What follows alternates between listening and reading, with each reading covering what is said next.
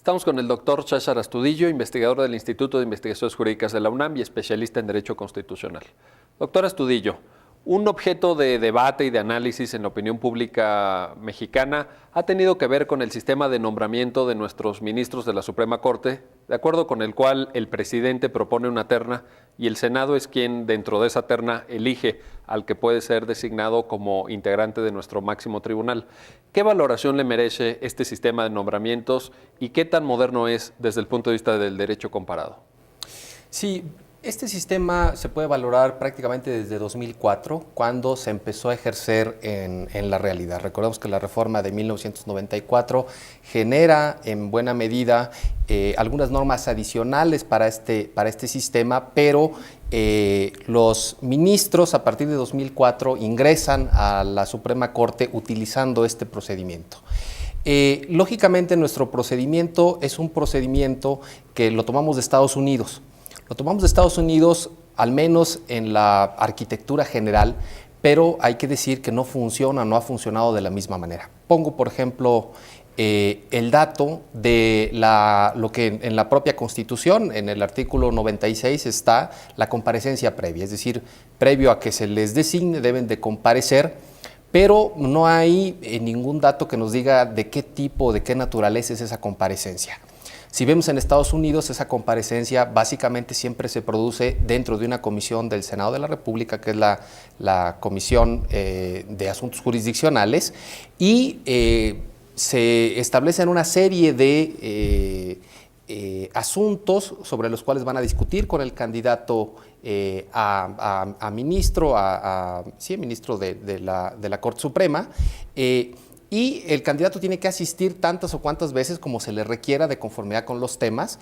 Y nosotros no teníamos ese sistema de comparecencia, nosotros teníamos una comparecencia mucho más rígida, que era que previo incluso en la misma sesión en donde se designaban a los ministros, ellos accedían al pleno, daban una exposición de 20 minutos, a veces de 30, sin lugar a preguntas de los senadores, y así funcionaba. Es decir, era un esquema más rígido que ha venido cambiando. Las últimas designaciones ya ven un cambio en este sentido, pero entonces hay muchas cosas que no han operado igual a como opera el sistema estadounidense. Una modalidad nuestra, por ejemplo, es el hecho de que que el presidente manda al Senado de la República una terna, y en el sistema de Estados Unidos manda a una candidatura única, lo cual hace pues, que la atención pública, la atención de los senadores se centre básicamente en los antecedentes profesionales, el perfil de una persona, y nosotros tenemos a 3 personas que luchan por ese espacio, que tienen que pues entrevistarse con los senadores, lo cual hace de esta designación una designación con rasgos distintos. ¿Es mejorable en ese sentido nuestro sistema? Señalaba usted 2 cuestiones: el análisis en profundidad a través de un número indeterminado de audiencias ante el Senado, por un lado, y por otra parte el asunto de la terna. En este doble ámbito, ¿usted vería una oportunidad de mejoramiento a través de alguna posible reforma? Yo creo que sí. Yo creo que el sistema es mejorable y se debe de mejorar en función de 2 premisas. 1, quiénes participan en el proceso de designación, y 2, cuál es el procedimiento que se tiene. Y en quiénes participan, bueno, actualmente participan el Senado de la República y el presidente. Habría que ver si el contexto da para hacer una ampliación y tratar de que participen nuevos órganos, sean órganos del Estado o órganos que interactúan al interior del Estado. Por ejemplo, no hay todavía un estudio claro que nos diga en función de qué criterios el presidente conforma la terna. No nos dice si es por ideología, si es por afinidad partidista, si es por amistad, si es por servicios prestados al partido, a la nación. Es decir, ahí no hay criterios. Por eso una de las propuestas es de que las instituciones académicas más prestigiosas de este país pudieran acercar justamente nombres al presidente de la República. En segundo lugar es el procedimiento, y eso lo hemos visto recientemente.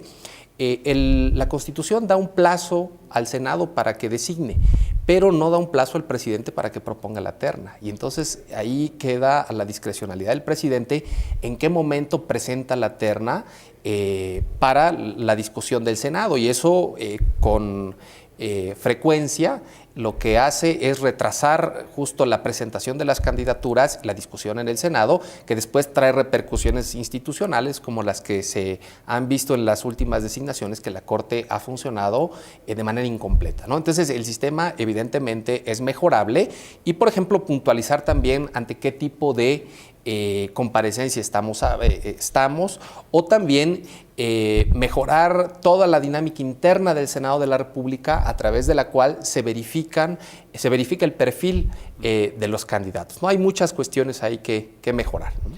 Finalmente, doctor, este tipo de reflexiones, ¿podría usted considerar que son extensibles a otros órganos del Estado mexicano? Me refiero fundamentalmente a órganos autónomos, porque también en relación con algunos de ellos ha habido un debate en la opinión pública mexicana. ¿Qué reflexión nos podría usted compartir en ese sentido? Yo creo que sí, yo creo que es necesario hacer una revisión profunda del sistema de nombramiento de los altos funcionarios públicos de este país.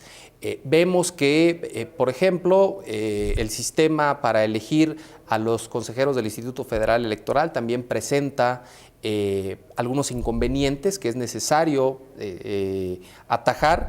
Lo hemos visto también, hemos visto cómo la designación del Ombudsman Nacional también ha dado lugar a que se establezca la necesidad de modificar algunas reglas del procedimiento y también la dinámica con la que actúan los órganos que directamente tienen participación, básicamente órganos internos del Senado de la República o de la Cámara de Diputados en materia de consejeros y también en un órgano que no es propiamente constitucional autónomo, sino de relevancia constitucional, el Auditor Superior de la Federación. Entonces, me parece que sí hay necesidad de plantearnos quiénes deben de participar en el contexto actual de pluralidad política que se vive en el Estado mexicano y hacer cada vez procedimientos más acabados, más objetivos, que dejen menos espacio a la discrecionalidad para que todos los que participan realmente lo hagan como es un derecho fundamental en condiciones en las que permitan cierta igualdad para acceder a estos cargos públicos. Pues en efecto tenemos mucho por mejorar y entonces y mucho por pensar en esta área de nombramiento de altos funcionarios. Le agradecemos mucho sus palabras. Gracias.